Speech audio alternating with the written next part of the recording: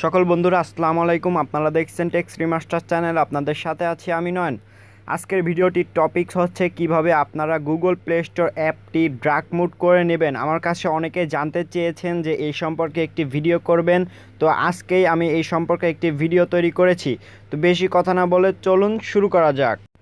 তবে তার আগে সকলের কাছে একটি রিকোয়েস্ট থাকবে, যারা আমার চ্যানেলটি এখনও সাবস্ক্রাইব করেননি প্লিজ সাবস্ক্রাইব করে সাথে থাকা বেল আইকনটি বাজিয়ে দেবেন।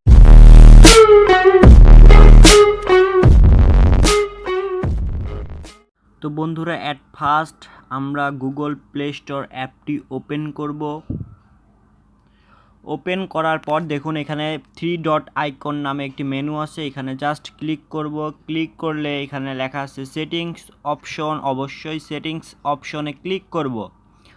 সেটিংস অপশনে ক্লিক করে দেম নামে একটি অপশন পাবেন, অবশ্যই দেমে ক্লিক করবেন। দেমে ক্লিক করলে এখানে লেখা আছে দেখুন লাইট, আপনি জাস্ট ড্রাক মুড করে দেবেন, তাহলে কিন্তু আপনার প্লে স্টোর অ্যাপটি ড্রাক মুড হয়ে যাবে। এর ফলে আপনার চোখের ক্ষতিটা কিছুটা কম হবে এবং খুব সহজে আপনি ড্রাক মুড হিসেবে ব্যবহার করতে পারবেন। তো ভিডিওটি যদি ভালো লাগে তাহলে অবশ্যই ভিডিওটিতে একটি লাইক করবেন ও কমেন্ট বক্সে আপনি আপনার মতামতটি জানিয়ে দেবেন। সকলে ভালো থাকবেন, সুস্থ থাকবেন, আল্লাহ হাফেজ।